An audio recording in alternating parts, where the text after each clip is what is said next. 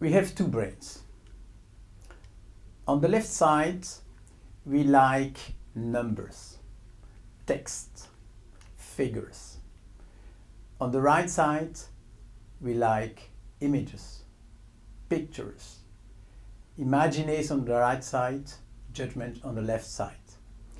It's a fact. And I think it's efficient to talk to the two brains. Lots of people do it. Like here, an example. If you have a text, you can go along with a kind of mind map just to show the two different brains, the two different ways to talk about the same topic. Another example is this one. If you buy a little atlas to visit a city, sometimes, even if you don't realize it, it talks to the two brains with some indication with about hours and prices and facts for the left and images, pictures just for the right brain. We should do the same. For example, when I talk during huge conference, I often have two screens and I ask the company if I can use the right screen to talk to the right brains of participants with pictures, and if I can use the left brain with numbers and facts to talk to left brain of the same participants. So I have one message, but I try to duplicate and like two dimensions, and I'm absolutely sure it's more efficient.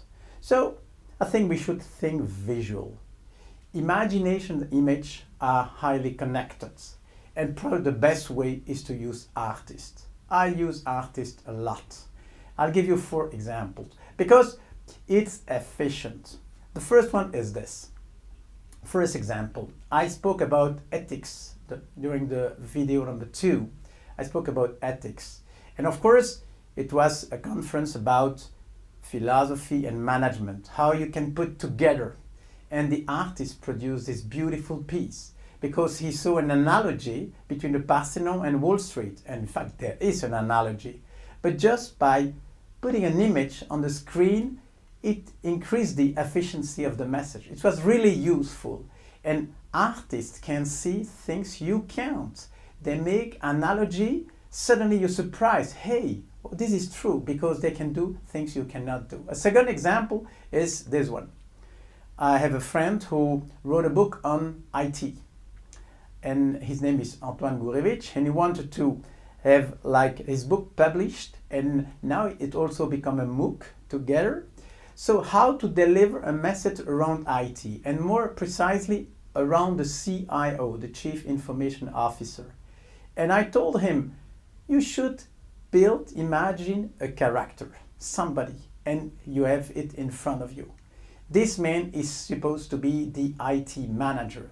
And so we wrote a story. So you can build some cartoons, and this is probably the challenge, to do different speed, because lots of companies are talking about transformation and digital transformation, etc. You talk to the right brain. And this is a summary to explain the 5 new roles of the CIO in the future. He should be like an accountant to check his budget. He should be a salesperson. He should be the manager of a team. He should manage a process, and he also has to look far away. That's why you have the telescope. You have the 5 roles of the CEO, and last of this series you have this. If you zoom on his job as a human resource manager, the cartoon shows how difficult it is, because in the band he has to manage, you have very different types of characters, and again. So you can imagine the power of the image just to increase the power of the message. That's the way it goes together. And 2 more examples. Sometimes artists are excellent at describing what's a new concept. You remember dissociation? I covered the topic in lecture number 6, I remember.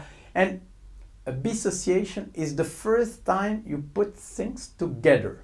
The very first time you put things together, and to me it's the birthday of a new idea. And an artist I know well did this one. It's to show how in the mind suddenly you can put together two things.